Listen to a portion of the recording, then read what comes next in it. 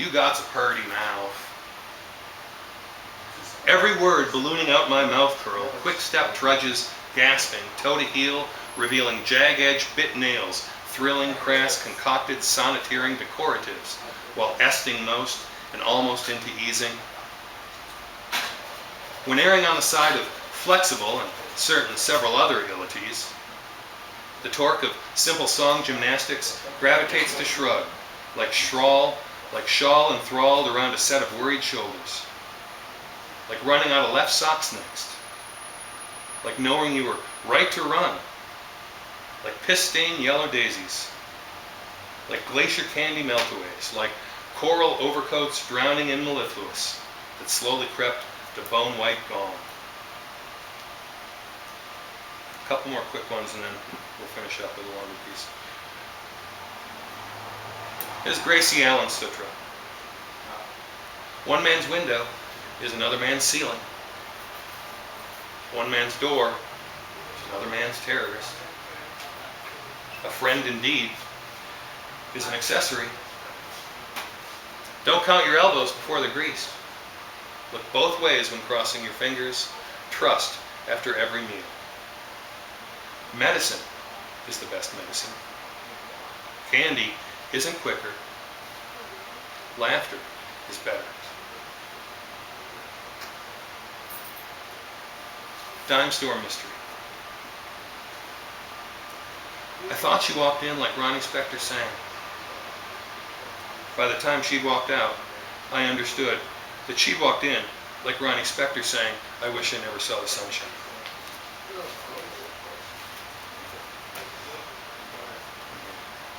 Finish up this, as Bill was talking about, Allegheny Rising is the only copy of this I still have extant.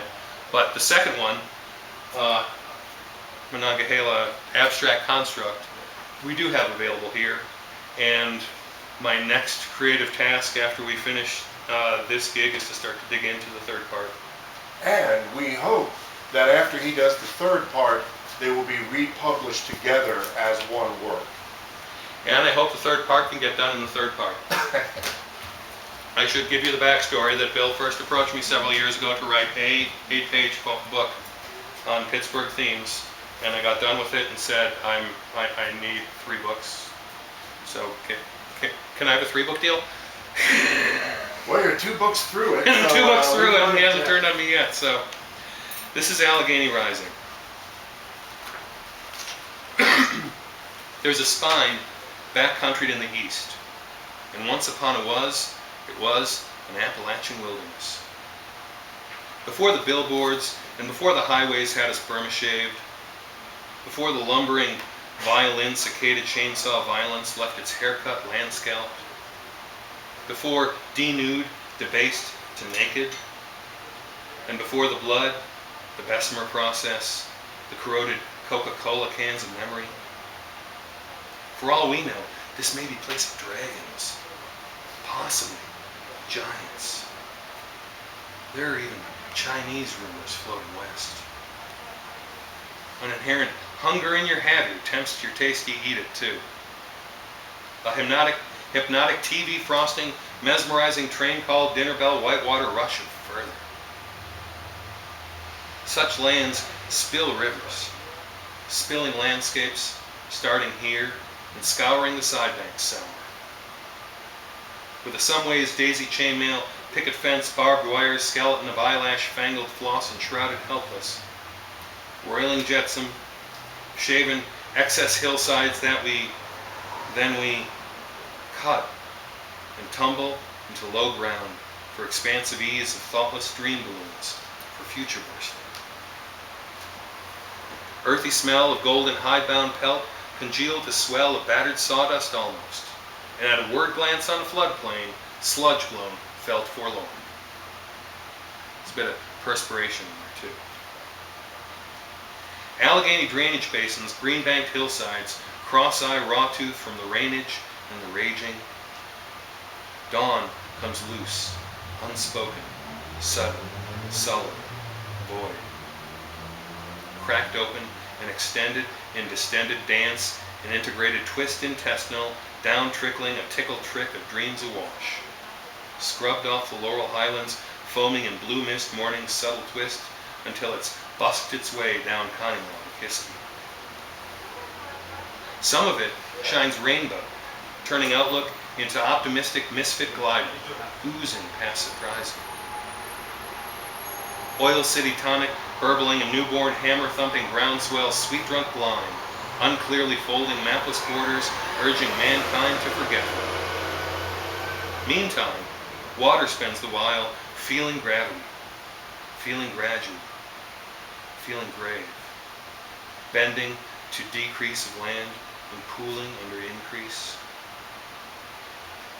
Scabrous rust stains worst out our ears of our collected razor wisdom, slicing naked sculpture into misspent tattooed clueless felch of acid mining splashback foam fermented.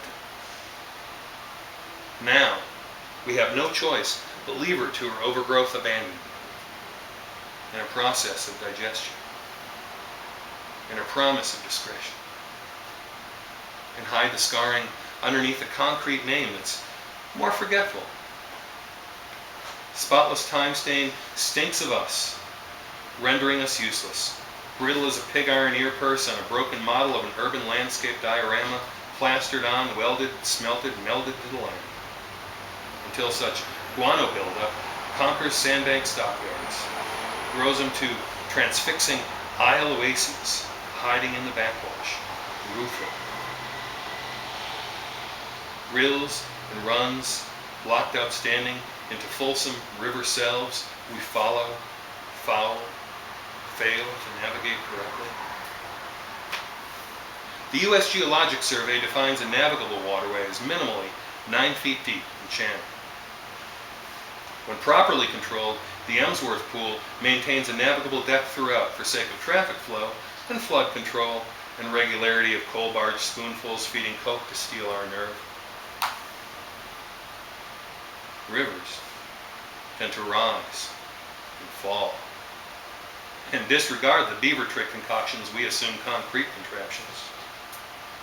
What floats by and over will be any, everything, abounding, deconstructed, sometimes only partly recognizable, whether tractor tire, training wheel, or withered tree, uprooted fence, upturned canoe, upriver's weathered tensions, unglued tongue-tied shoe, or tie-dyed coal oil pool around the edges. One Pittsburgh morning, we looked up and there was Johnstown floating past. Of course, a river somewhere else's off-course happened. Evidence we branded history, visceral, eviscerate, irritating, irascible, invigorating. To view what passes, and to view its passing, to view it framed by bridges, framed by bridges' undersides, or guided past the pilings of the piers left from old ones, one feels the tug that sends our happening away, much like the taste of a farewell kiss. Cincinnati sees our passing past. St. Louis steers it. Memphis stirs it. What began as trickle of a Pennsylvania snowmelt simmers in a brackish Cajun heat that salts to taste come Gulf. That's across half a continent away. And Captain Lewis plans on turning right at Cairo. For now, he is delayed in Pittsburgh, waiting for a keeled boat built in secret by a drunkard during sober mornings stretching weeks to months. He stands upon the wharf at Fort Fayette, feels the Allegheny rising. Thoughts tend downstream where Monongahela forks Ohio. He's adrift, a dream, a miss, awaiting something greater, something further, something big left to discover. Thank you.